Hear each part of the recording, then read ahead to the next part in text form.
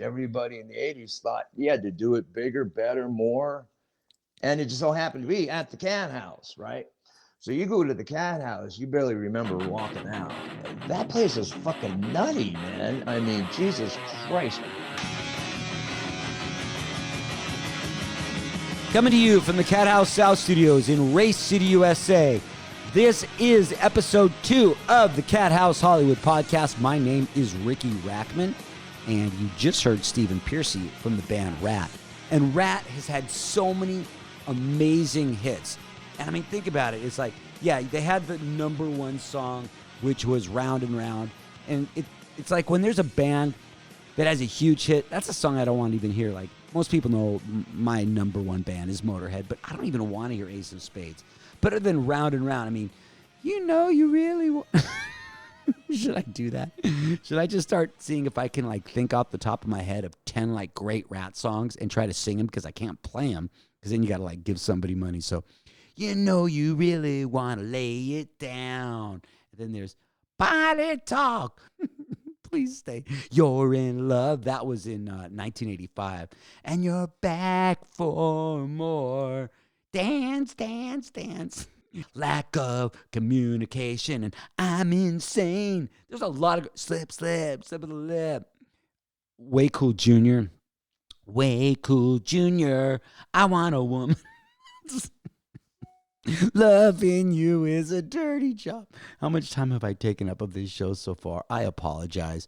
You know what it is, people? I am really beaked up because I have had a lot of Cat House coffee. Are you drinking Cat House coffee? If you're not, what the hell is wrong with you? Cat House coffee is 100% Arabica, dark roast. It's a specialty coffee company. Do you know what specialty coffee is? Specialty coffee means that it has to be rated between 80 and 100. And it's a company that's owned by myself and Leah Vendetta. And it's really, really good coffee. I promise you, you're going to like it. This wasn't some licensing deal. Leah and myself go to the roaster, we pick up the coffee, we put the stickers on the bags, and then we ship it out from the Cat House South offices in Mooresville, North Carolina. Try Cat House Coffee. Go to cathousecoffee.com and get your Cat House coffee now. I was talking about Ratt, and I'm not going to sing any more Ratt for you. I give you my word. What I am going to do a little bit later is tell you about my show, One Foot in the Gutter. Because people, brothers and sisters, can I just tell you that I am a stressful mess right now. 1 week from the day of recording this show, I will begin a tour where I go out. I think I've got like 19 shows in America and 4 in Australia. I go out and I just tell stories about the Cat House and about Headbangers Ball and about my life. And part of it's sort of like a play. And I love doing these shows. I love seeing people like you out there so much. For those of you that have been to my show, you know how much fun we have.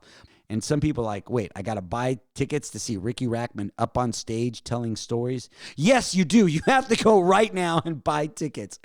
But first, let's talk to Stephen Pearcy from the band Ratt, one of the biggest bands from that rock era. And, you know, I saw him play at the Long Beach Arena. I saw them, you know, here's my story, and then I'll go to the Stephen Pearcy interview. I went to see Ratt play at the Long Beach Arena, and I went with Izzy Stradlin of Guns N' Roses.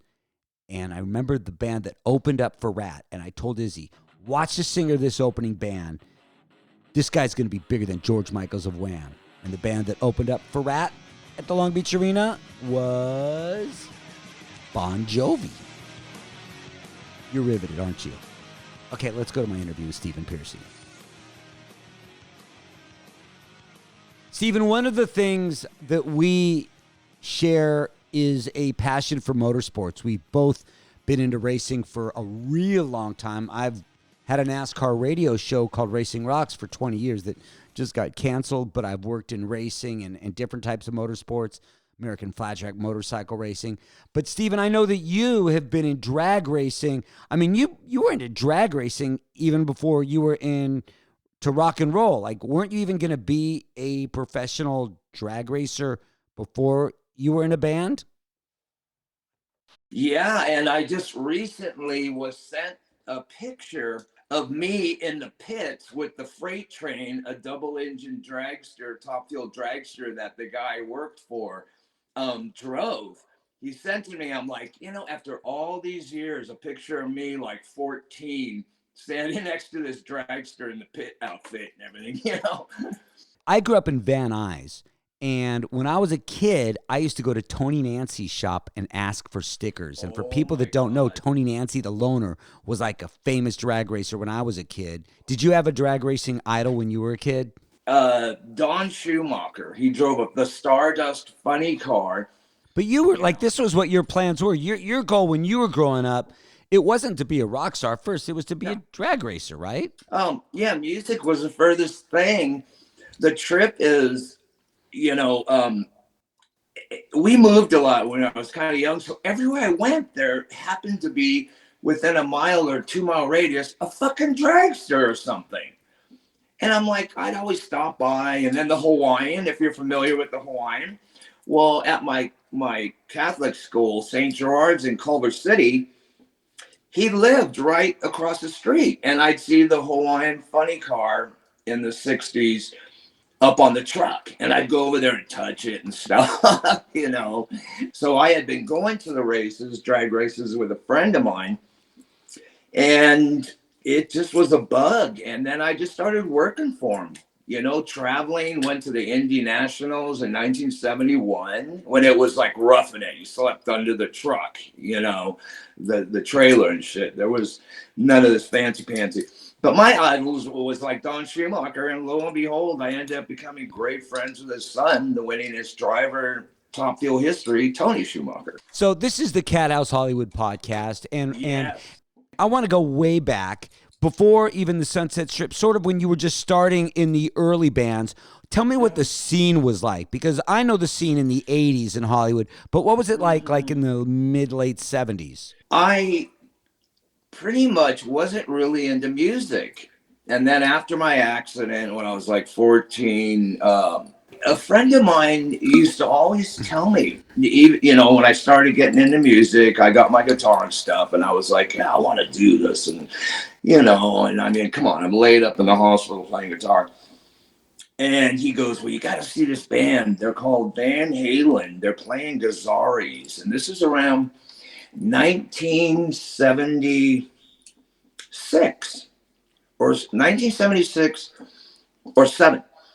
And I'm like, yeah, I'll get to it. I'm still trying to tinker in San Diego to do my band, my first band, Crystal Pistol, and a 5-piece. I just sang, and I wanted to play guitar.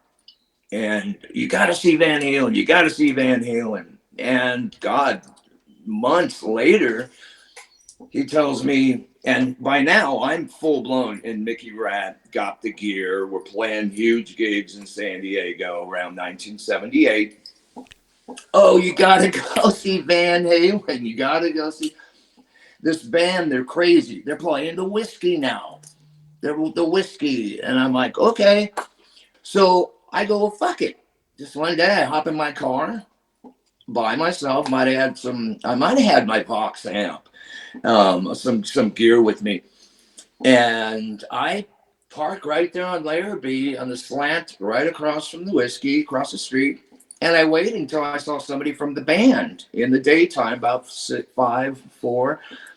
Lo and behold, there's David Lee Roth walking. I see him start walking upstairs. I'm like, hey, Dave, you want to smoke a joint? And he did. So I go, fuck yes, I'm in. Fucking get backstage. And by then I'm way into guitar, singing Mickey Rat, playing guitar, Chris Hager, the whole bit. And me and Dave smoke a joint. And I was just like, later, I mean, we've never really been tight. We know each other to this day in total respect. But it was Ed who I became really good friends with, even neighbors years later. But it was so cool because I was like, where's that Ed guy? Where's that Ed guy? And I'm backstage by myself. Can you imagine, right? And he was a guy back then, because I was in early stages of high school, and around that time, I lived in Van Nuys, and everybody was talking about, like, they were talking about this Ed guy, but I also remember them talking about this Randy guy that was playing in Quiet Riot at the time or maybe that might have been a little bit after, but everybody knew, like, like I didn't know Quiet Riot songs, but I heard people in my high school talking about Randy Rhoads, like people used to talk about Eddie Van Halen, right? Sure. Yeah, and it's a trip because as I was getting into music, I'd be making these trips up to LA to see bands. Like I'd see Snow with Carlos at the Starwood. I'd see, whoever I could after that. I mean, as soon as I saw Van Halen, but I mean, the whole scene, you're right. It was Rhodes, Ed, even Lynch. There was another band called The White, and the guitar player was really good. And I just took notes. And for 2 years, I couldn't take it anymore. By then, Van Halen was huge. Me and Robin were friends in our bands in San Diego. He had Phenomenon and Mac Mita, and I had Mickey Rat. We'd play shows together, and it was bitching. I mean, big gigs, but there's no record deals. And the minute I met Ed at the Whiskey, I'm like, it's over. These guys are like the next Led Zeppelin. I want to do this, right? I'm committed now, to going for it. So we see him playing all these arenas. And I mean, one time, really a trip, they played San Diego Sports Arena for the first time. And it was kind of a quarter of the arena. And he didn't have enough gear, cabs. So he told me, I need some cabs. I'm calling everybody I know. Robin, this guy, Ed, needs some cabs. You got to see him, and Tommy, gear. And so we got a bunch of gear there. And then everybody finally knew who the fuck I was talking about, right? This new band, Van Halen. And then I just decided, fuck it, man. I'm moving to LA. January 1, 1980, I was gone with Mickey Rat. That was it. Beginning of it all for me. Now, there's different, in my opinion, there's different waves. I was part of the 86 Guns N' Roses Cat House wave, I like to selfishly call it.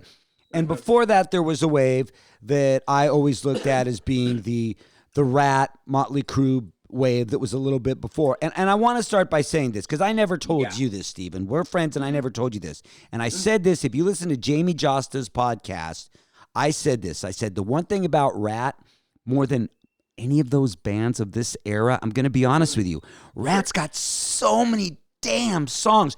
And look, you can take Motley Crue, who does well, and Motley Crue has success, and they're selling stadiums. But but Motley Crue, let's be honest, Motley Crue's got some great songs, but they have some okay songs.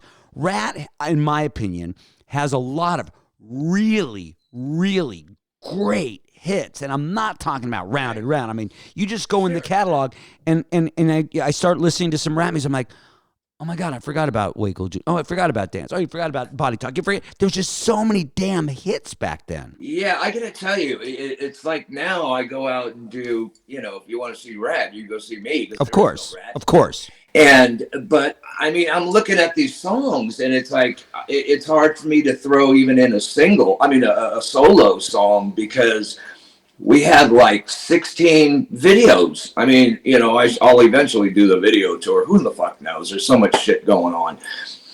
But there are songs, yeah, and we that was a deliberate thing from Rat since the beginning. You had Warren who liked Uli and Hendrix and who else? Who knows who? And then Robin turned me on to Priest.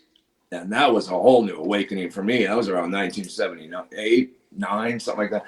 And you got Robin, who was this metal guy who loved Hendrix, who loved Michael Schenker. And you have Bobby, who comes from literally rock swing, a Beatles fanatic, Journey, And then you have me.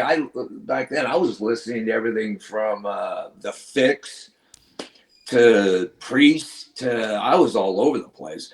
So that's what pretty much made Rat, I think, unique in its own way with our songs, is you had so many different inputs that just kind of, and I'll tell you what, we're still fucked up and dysfunctional. So, at least we left some good songs. Explain what it was like on the Sunset Strip then.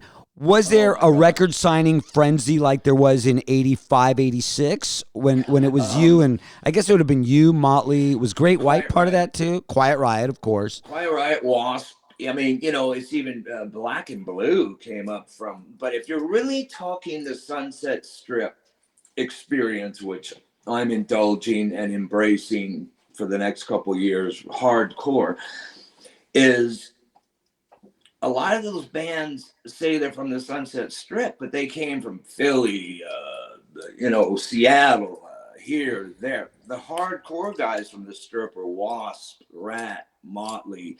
I mean, Van Halen, you know, set the standard there, but there was a handful, you know, and the scene was fucking nuts. You can only describe it. Me, I was talking about this last night with Christy. Is like being the '60s, you know, on the Sunset Strip with the Doors. You ever see the Doors movie? You know, people all on the strip hanging out. Well, you've witnessed that, Right. and GNR. Well, it was 10 times that. Like, you know, 1981, 82, when shit started going down with Quiet Riot, you know. But it was crazy, dude. I mean, whoa, you know, that's the real story, the Sunset Strip. We'll be back with Stephen Pearcy of Rat. But first, I want to tell you about CatHouseHollywood.com. It is a place you can buy incredible Cat House apparel, seen on stage with some of the biggest bands in the world. Have you ever seen Keith Richards wearing a Cat House shirt?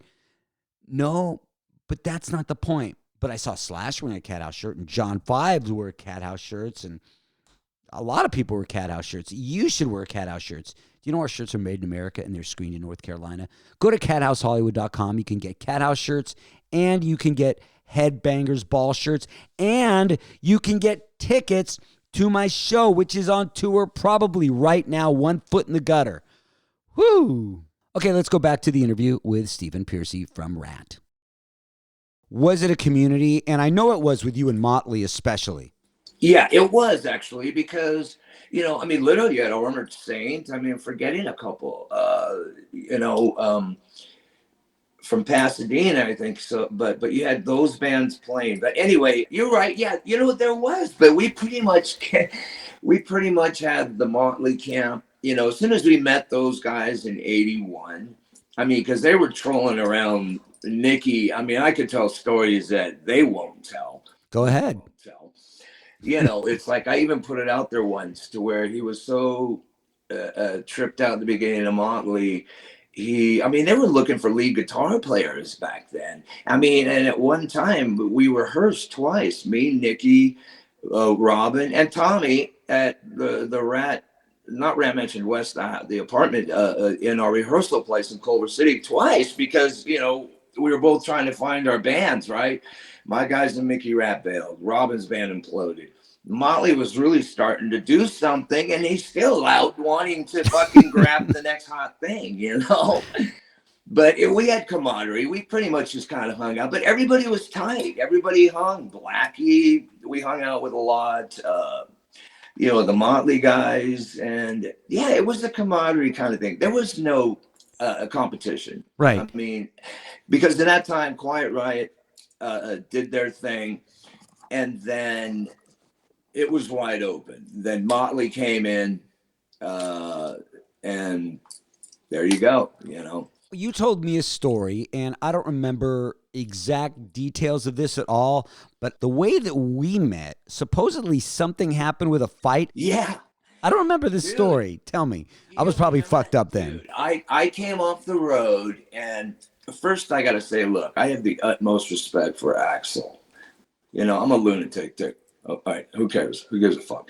The guy's talented, bro. Anyway, so I became friends with Steven Adler, like early on. I don't know how, whatever, and you know,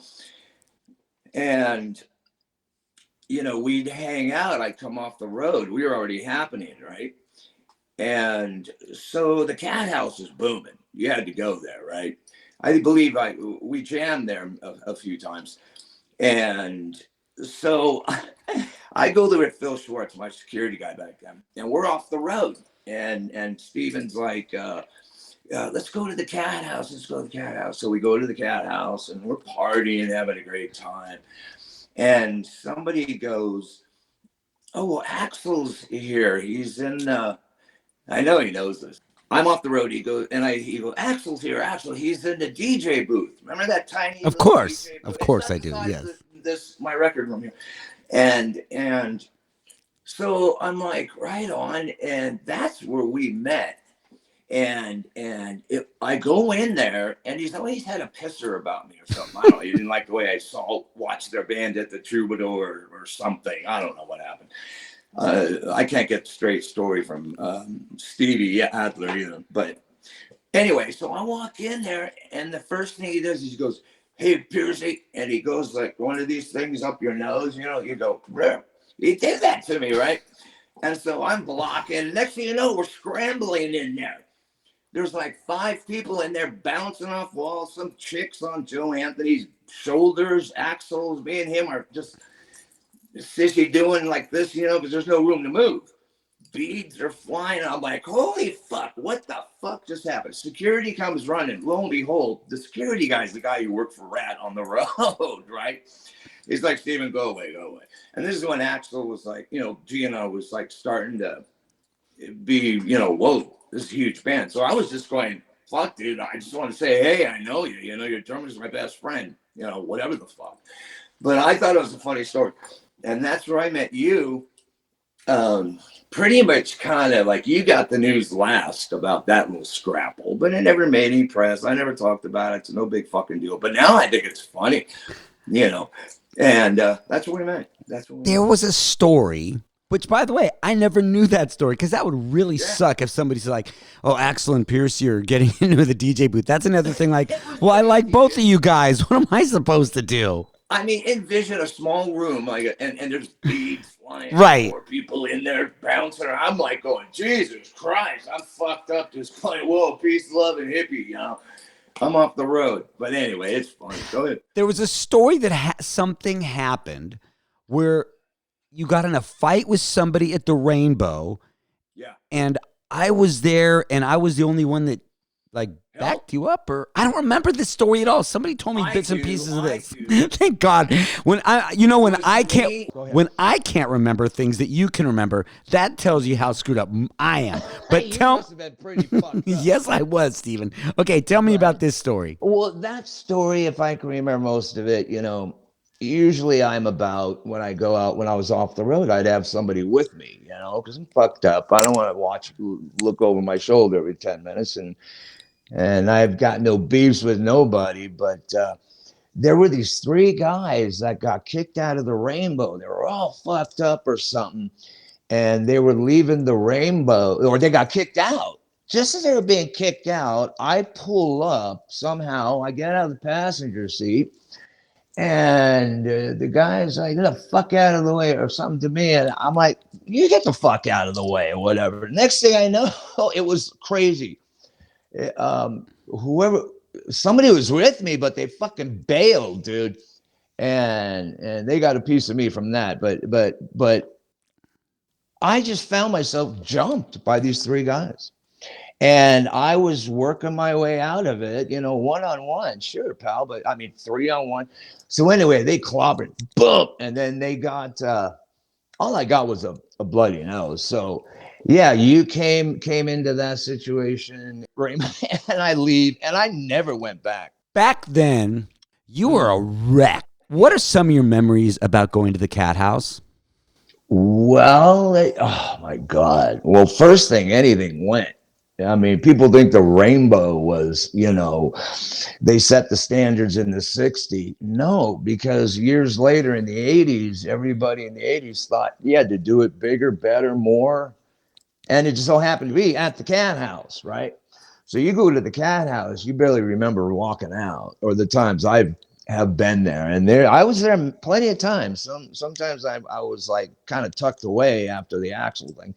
But that place was fucking nutty, man. I mean, Jesus Christ. And then you had all these new guys, right? The Pussycats, LA Guns, the Guns are.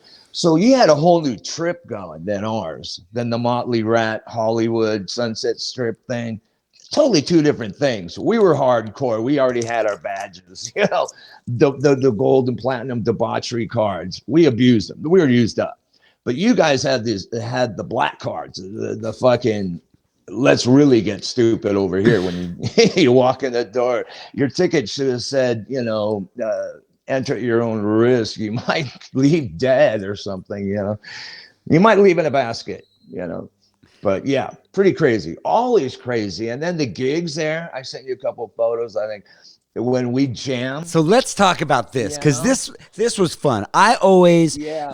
when you've got all these friends, they're starting out in bands, and one of the reasons that I'm doing this whole spoken word tour is I finally get to experience what it's like to go on tour. All my And friends it's went on fucking- tour. I'm going to interrupt you. What What? you're doing is so fucking brilliant, dude. It's about Thank time somebody, because I got to tell you, you got the stories, you had the place, and it's brilliant that you're doing that, and no wonder it's doing well, brother. I mean, Thank that's you. fucking Thank you, amazing, Stephen. dude. I appreciate Amazing. that. I can't wait till I can do one of the shows that you can go to. Oh, I want to see one. Most Well, definitely. we will. So my only experience of getting to be a rock star was, and it was only like 2 shows. We started something called Partners in Grime. Yes, we did. Who was in Partners in Grime, Stephen? Okay. Partners in Grime. All right. How this came about to be, I don't even know. I probably suggested, why don't we get a jam band together? This is when Fred Coury was living with me, drummer Yes. Cinderella. He was like staying at my place, the White House, for a bit. Oh, somehow we wanted to like put a jam thing together, or somehow we got a hold of you, and then it's like, okay, you're like, well, why don't we get everybody together? And next thing you know, you get me, you get Ricky, you get Fred Coury, you get Tracy Guns, you get a couple guys from Bang Tango, you get Tammy. Mr. Tammy, Mr. Faster Pussycat, and am I missing somebody? Nope. That's it. And oh my God. And so I remember, it's a trip, because what I don't remember is how we even jammed or practiced. I or don't did know at if we all. did, but we did a show at the Cat House, and then I Yeah. decided we would do one in Arizona. And one of the all-time classic stories. Oh my God. Oh, this is But such a didn't we do fun show- story. Didn't we do a show in San Diego too? Maybe we did. I think we did. We did 3, I think, but it was amazing. We had a tour bus and everything. Tour bus, everything. Go ahead, tell that. It's fucking amazing. Okay, so here we are. We're going to Arizona. At this point, I am the host of Headbangers Ball. So even though I'm not in Rat, Cinderella, Fast Pussycat, LA Guns, or Bang Tango, I've still got a little fan base. Oh yeah. We're driving to Arizona to do a show. We pull up at a record store. Yep. And And at who's doing it in it's store? Trickster. Okay? Sweet guys. Very great. nice guys. Not necessarily my type of music, but really good dudes. Yeah. Great. And they have a different fan base. Their fan base is a little bit younger and definitely Sure. more clean and nice. right. And I am not saying anything bad about Trickster, because I think they're just sweethearts. No, okay? no. So we pull up at the in-store. That guitar player's good, I think. Yeah. So we pull up at the in-store, and this tour bus pulls out in front of their record store with all their fans there, and out walks. You got to understand, the people I'm telling you right now are the biggest bands out right now. The guy from Cinderella, the singer of Rat, the singer of Faster Pussycat, Tracy Guns, Bang Tango, walk out. Everybody from the in-store, the record store, just left and just crowded our tour bus, right? It was fucking amazing, and I got a couple pictures of that, actually, of us at the Yes. in store. We just it was a little more hardcore than that, Ricky. I mean, we went in there just ablazing with beer and pot. We just fucking attacked that in store. They were like, "What the fuck is going on?" Their publicist was furious. Oh, so pissed off at us because we took all the attention away from poor Trickster and just made a scene. It's kind of like a typhoon coming through town and then leaving. This is rape and pillage, and like in a matter of like, all right, we're out. Like a half an hour, I think. We just destroyed that place. And everybody was like, leaving. So they didn't have a good in store. Sorry, guys. I have another story now with you, Stephen. Wow. This is a story that I don't really know if I've told that much. I'm going to tell it in my storytelling show, One Foot in the Gutter, but I'm going to tell this one. A lot of people know about the story that when Nikki OD'd and the whole Kickstart My Heart thing, but it was, I believe, the day after he had a Christmas party, and I don't know if you remember this or not, but this is when Nikki first tried to get sober, and it was called the Lonely Guy Christmas Party. And this is everybody that was at the party. You think, oh, party at Nikki Sixx's house. This was everybody. I'm talking girls and everything. It was Steven, me, Fred Corey, Steven Adler, Yeah. Nikki Sixx. Is that it? No, there was somebody else there. I think Tommy was hanging around too, right? But it was all like everybody was No, he sort of. wouldn't have been. That was like the day. I remember because I saw a photo and Nikki looked like hell because he had just like died. Do you remember this party? Kind of vaguely, but I think Robin and I passed through. I'd have to touch base with Adler on that maybe or something, but I think we were at the party where he did that whole OD thing. We kind of stopped by and split. I wasn't way into that shit at all. That was like, bumming me out, but that's how Robin got into the shit, unfortunately. But yeah, I remember, that's the gloom years. Those are Yeah, there were some really dark times. Yeah, the fun was starting to stop for a moment there. Yeah. We were like, "Uh-oh, think we're taking this a little bit too far." I think all of us thought that. I hope this doesn't sound like an No, insult or anything. I know But how come exactly you're what never you're like? saying. How come Rat's not on a studio? How come Stephen Piercy isn't on a stadium tour? Well, maybe Stephen Piercy will be soon enough. See, we had this tour going down. Rat was to headline this huge thing before the whole COVID trip and everything. Right. They shut it down. But you know what? It's irrelevant. Yeah. I mean, the way I look at it, you don't even know how many times I answer that question. It's like, Live Nation, get off your ass. I don't know. I'm still here. I know the kind of business I take care of, especially now. I've been sober for years, and you too. And the one thing I can tell you that people are telling me, because I love Rat, and everybody knows that even though I listened to some heavy stuff in the past decade, that I've always gone back to Rat. And people tell me, Steven's on his game again, because there were some times that you weren't. You know that as well, that Steven was not on his A game, and people love to tell that story. But people tell me, they're like, dude, Piercy's got it back again. Yeah, I appreciate it. And it's kind of like, it's kind of happened. I don't know. I've kind of, if it wasn't for Christy, my girl, pulling in and assisting in that matter, because what got me really sober was getting cancer and all that shit, and it's all cool. Everything's cool. Because that's scary stuff, and that makes you think, right? That makes you really think and put stuff into perspective, because we're not kids anymore. We feel like we're kids, but we're not. Every day, and this is all going to boil down to, believe it or not, the 80s Sunset Strip experience. Let me tell you something. Wake up, kids.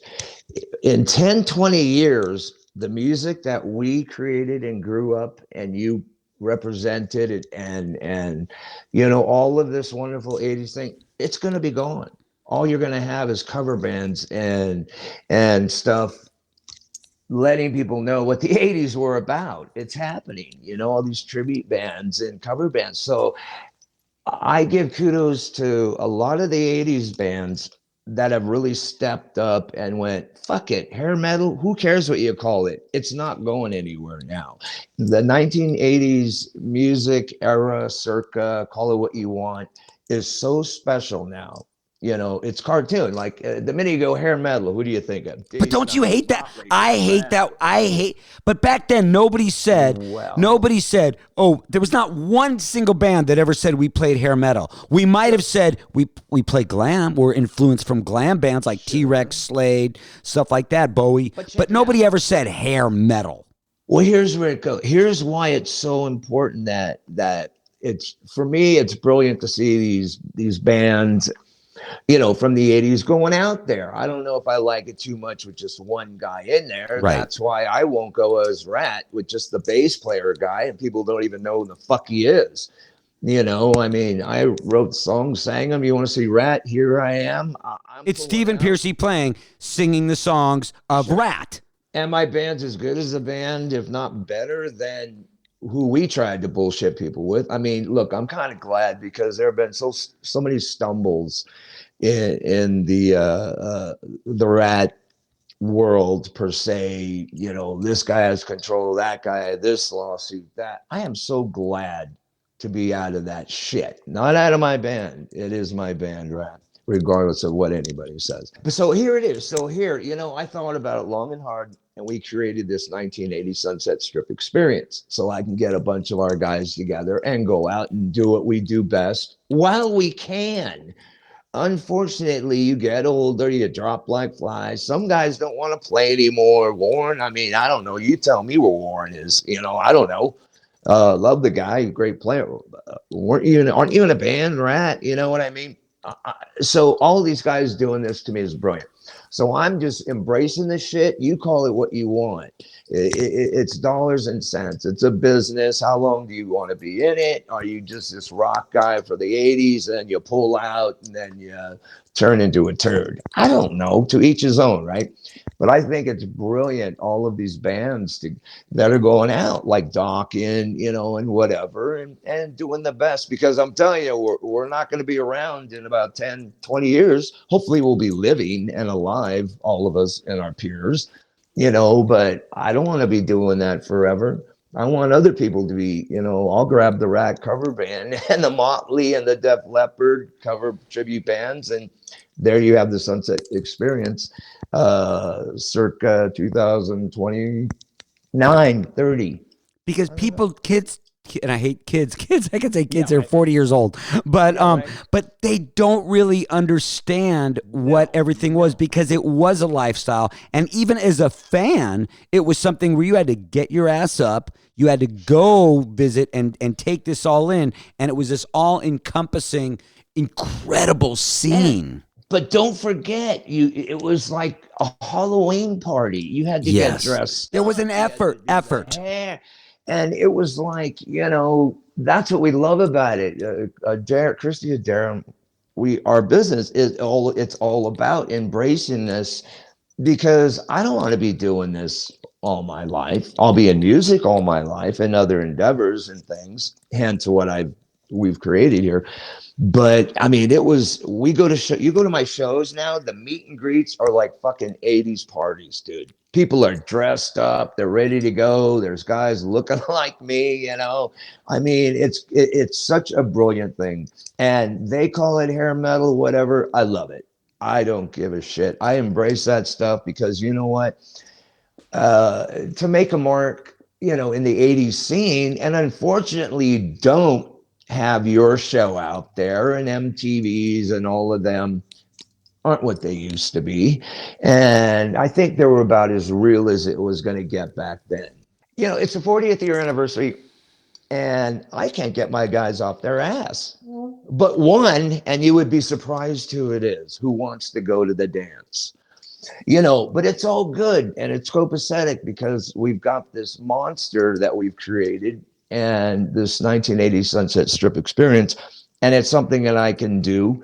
And Why don't you explain that? Because you told me about it, and it sounds so new yet so old. If you know what I mean, it's got old flavor, but it's new. And is this the future of rock and roll? I mean, tell me what you're doing, because this is fascinating to me. Yeah, that's why it's just not a moniker. It's a whole thing. It's programming. It's merch. It's everything you could think of, but mostly live performances and of our genre, 1980s, and it would be really beneficial to those artists to represent themselves and embrace what they did. Don't be embarrassed to be called hair metal.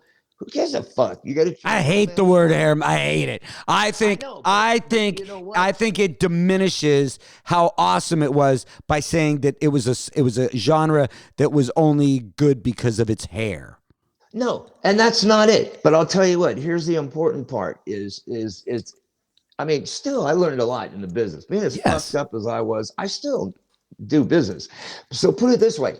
There are more bands from the 80s that really didn't make it that are getting played over and over that you wouldn't have even recognized in the 80s. I mean, it's interesting. Oh, yeah, there's a Trickster or there's a something. You didn't have to be multi-platinum. Now they're playing those bands all over the place because programmers now or whoever are going, yeah, throw in some 80s band. Who is that? Oh, yeah, Enough's Enough or whoever. They're getting paid more than ever now. We're happy that the 80s, we're embracing it. Like I say, a couple years, I might not want to do this anymore. I might not want to tour, but I still want to perform. Okay, well, I'll take up a residency. I'll take the Sunset Strip experience and take care of business, So that's where I'm going. That's where we're going here at Top Fuel Entertainment. I still love going out there and playing. I don't need to. I love it. You get it. You're on the road, and that's fucking badass.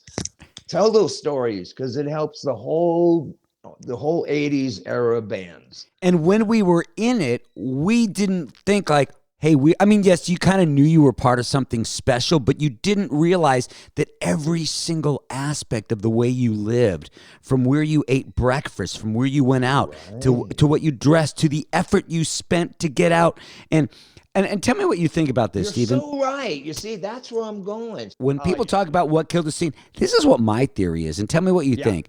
And I haven't heard anybody else say this. I think what really hurt the Los Angeles rock and roll scene was the day they made the law that you can't pass out flyers.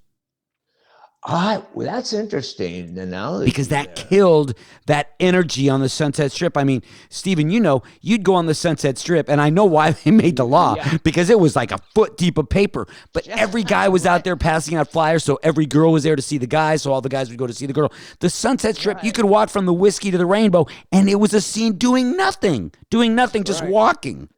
I know that parking lot right there. I mean, it's crazy between the Roxy and the Rainbow. You're right. We were doing the flyer thing too. I mean, it's crazy. That's interesting, but it was also oversaturation. Yeah, I believe everybody was sounding the same, doing the same. But nowadays, it doesn't fucking matter. I mean, look at people are playing the tapes. It's not what it used to be. There's not too much real shit out there these days. I'm about as real as it's going to get live. I don't give a shit. Yeah, well, you needed to emphasize this. You needed to emphasize that. My rap music doesn't need shit to emphasize it, but a good ass whipping out there and beating up the audience and singing and doing the best you can, I'm okay with rock and roll having mistakes in it. I don't need to hear a tape. I'm okay with rock and roll having mistakes because that's rock and roll. Another thing that's important and why we can run with the Sunset Strip experience is look at the bands from the 80s that are out there now. There's no real original members, name them.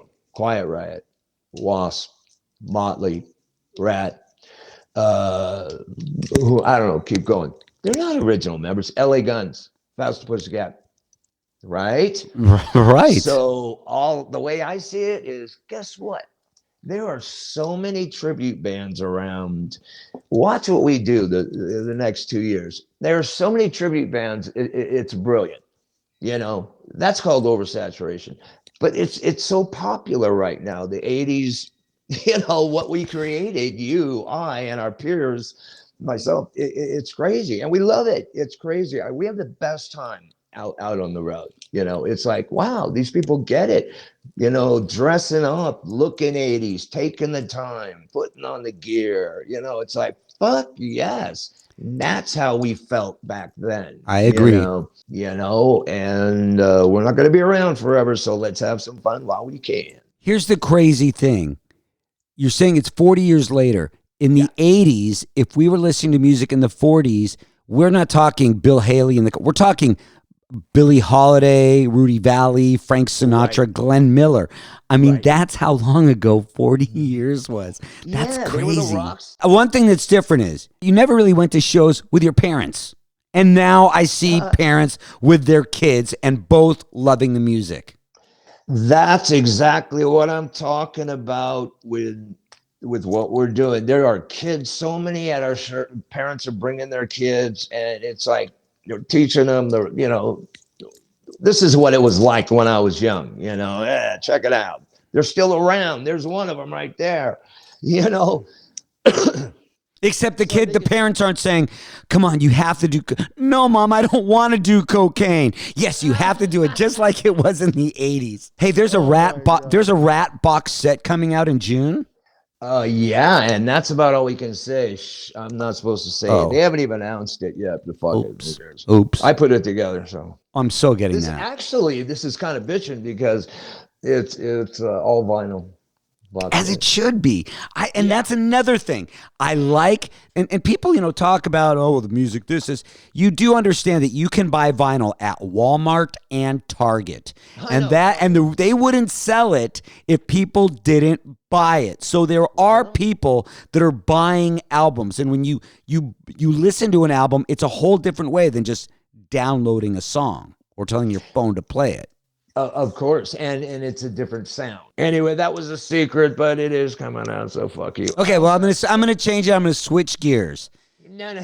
This Oh, is but no, something. don't do that yet because I've been working on a Stephen Piercy compilation, 19 a history of my music compilation, called Legacy, and that's been taking a while because I'm putting some live Rat tracks that are so unbelievable from the heyday and stuff before the EP. One of the last songs Warren and I wrote is on there, and this is Legacy. It comes out on Golden Robot this year, and there's an EP we're putting out and soon, and then I got to get to my sixth solo record, which has been in the can waiting to record for the last, I don't know, 3 years. I've got some stuff. I have the huge archive. I've got everything music, whether it's on tape, micro cassette, 1 inch, quarter inch, 2 inch. I got it there since 1976. You've got all these business ventures that you're getting into, but there is going to be a time, and when I tell you this, I'm pretty much telling this to myself. We're going to get to a time when we're going to say, okay, let's stop right now. Let's Yes. relax. What is it you want to do at that point? I will be doing the exact same thing, except not too much of live performing. I love the business. My indie label, I started in 95. I have yet to really take care of business with that. So there's a lot of stuff to do, Do you that see I yourself really, relaxing somewhere and oh, just yes. Oh, where? yes. Where? Tell me Doing about what it nothing. looks like. Well, I can't tell you where, but it's going to be way cool. And there's going to be a baby goats jumping around and all kinds of groovy shit. Animals, pasture, life, enjoy. I've been a cement pirate all my life, right? So it's going to be, I'm looking forward to a change. And I'm telling you, that's why it's important for us to establish and why we created this at 1980 Sunset Strip experience, because I want it to go on and on. I want what I created, Rat, to be respected and shit. Even the tribute rap bands, bring it on. I'll put you with these other bands when we're sitting in rocking chairs, everybody and Motley, if we're alive, and myself and you, right? They will be letting people know that's what they were doing. It's happening. I mean, it's a drag that I can't see my band get it together one last thing, but I really don't care now, and it's irrelevant because this is the way I went in and it's the way I'll go out with what I created. um but yeah, man, I mean, think of it, a couple of years, I don't know, I've got kickback plans, whatever we feel. Fuck, I don't know, a play. By the way, you should be on Broadway. uh I have a Head show on to Broadway. Broadway. I have a show on Huh? Broadway. I have one night on Broadway. I don't remember what the date is. I'll say it later in the show. Well, there you go. You should do you. Oh man, I'll tell you. You know what's so tough? I'm going to tell you, and this is me kind of tearing down the whole rock star on the road stuff. And I will tell you because I need to hear it from you. The thing yeah, that I have a problem with, because I'm essentially a brand new band without yeah, music out right. there. So I'm going on tour. And I look at ticket sales, and sometimes it's great and sometimes it's not. And I have to teach myself, dude, just go up there and do a great show and know that Doesn't it's not matter. going to be packed houses all the time. Doesn't matter. You know what? Here's my theory. Not my theory. I've been telling myself this since day one, and I say it occasionally live. Um, I don't care if there's 100 people, 1,000 people, 10,000 people. It's the same to me. It's a fucking party. Nothing's changed except I just don't do the drugs and alcohol. You know, I might smoke a little here, but It's because my glaucoma acts up, but What is a Rat song that you like playing? Ooh, it's crazy. There's a certain part in my solo set, and I think it's my band too because they're nutty. Unlike the real Rat guys, it would be great. I mean, Robin was the real shit. I Right. mean, I miss that guy so much. It's ridiculous. He'd be slapping these punks all over the place. The other guys in the band for their stupidity. But anyway, move on. You know what gets the fire up their ass? There's a part in my set I call the Ugly Three. And there are three songs that we Okay. play bap, bap, bap. It could be a trivia question, actually. When I play those, when I say we're going to play the Ugly Three, that's the part of my set to where I know it's either make or break. We're getting nutty in here, or you're just sucking, pal, which is very seldom. But it's when we go into You're in Love, Lay It Down, Lack of Communication. We play those three. Bap, bap, bap. Hits. It's fucking just balls to the walls, fucking chaos, and I love it. I still get off on doing what I do. And you know what? I still love it. Those songs, and I happen to love all three of those, but I've just really loved the groove of Way Cool Jr. I just like that song because I think it's so funky. But the thing is, they don't sound like other bands, and that I'm going to say about That's Rat, true. that even though Rat was in the genre and the same time of a lot of these bands, all those songs you mentioned, I mean, Lack of Communication, such a like kick-ass song like that, but it didn't sound like the other bands. The way I see it with my band Rat, bands are only supposed to last so long. You don't have to kill yourself to have this success, so to speak, but it happens. You know what I mean? But I'll tell you what, I still like going out there. I still love yelling at them, and it's a way cool thing. And then to play songs like Way Cool, you'd be surprised. People love Way Cool, Dirty Job. And then I smack them with I'm Insane, and throw in a solo song. Thank you so much. Where can we find you on social media and everything else? Give some plugs. You got it, brother. OfficialStephenPearcy.com. Just keep in your head 1980 Sunset Strip experience. The next 2 years, June to August, we got some groovy stuff going. It's Ricky, I will chat out to this, but I mean, the minute I love the fact that you went out there, number one, and said, fuck this. I'm going to go out there and fucking do it. It's working. It's going to be huge. We're going to keep in touch, Stephen, and thank you so much. And I've had so much fun today. Thank you, brother. Thank you. Don't you dare leave. I've still got more stuff to talk about. I want to talk about my show, One Foot in the Gutter, and tell you, I don't know when you're going to be listening to this podcast. And let me just take a moment to say thank you. What I'm probably going to do for the next couple episodes is take those old Cat House Hollywood podcasts. If you didn't know, a couple years ago, I released a Cat House Hollywood podcast, and it had, I think, like 500,000 downloads and some incredible stories. By the way, what about that story we just heard a little bit earlier? I didn't even know that. Stephen Pearcy got in a fight with Axl in the DJ booth at the Cat House. See, I didn't even know that happened. But on the Cat House Hollywood podcast, the older episodes, there's some pretty amazing stories. And I took the episodes down because some of those stories I go into greater detail during my live storytelling show, One Foot in the Gutter. So I will be posting all the old episodes. As a matter of fact, the next episode is probably going to be about how I met Tammy. And it was Tammy from the band Faster Pussycat that was my roommate. And together we opened up the Cat House. So the other episodes of this show will be more about the Cat House itself. So right now I'm going to plug my One Foot in the Gutter shows. I'm on tour. Whenever you listen to this, it might be right away. And don't be one of those people that are going to say like, oh my God, I heard the show was so great. I wish I would have gone. You need to go. I'm going to tell you some dates really quickly. March 29th, I'm going to be in Annapolis, Maryland at Rams Head on Stage. March 30th, Leesburg, Virginia at the Tally Ho Theater. April 1st, I'm going to be in New Bedford at the Vault. April 2nd, I'm going to be in Bethlehem, PA. Do you know what they make in Bethlehem, PA? Do you? They make marshmallow peeps. Do you like marshmallow? I think they also make Mike and Ike there and hot tamales, which I do enjoy much more than I like marshmallow peeps. Marshmallow peeps is just like mushy sugar, right? April 4th, Pittsburgh, PA at the Oaks Theater. That show is selling really good. I'm really excited about that show. April 5th, I'm in Mechanicsburg, PA at Love Drafts. April 6th, I'm in Sayreville at the Starland Ballroom. Now, I will be honest with you. The Starland Ballroom is so frigging huge. Kind of too big for my little show. I'm just going on stage and telling stories.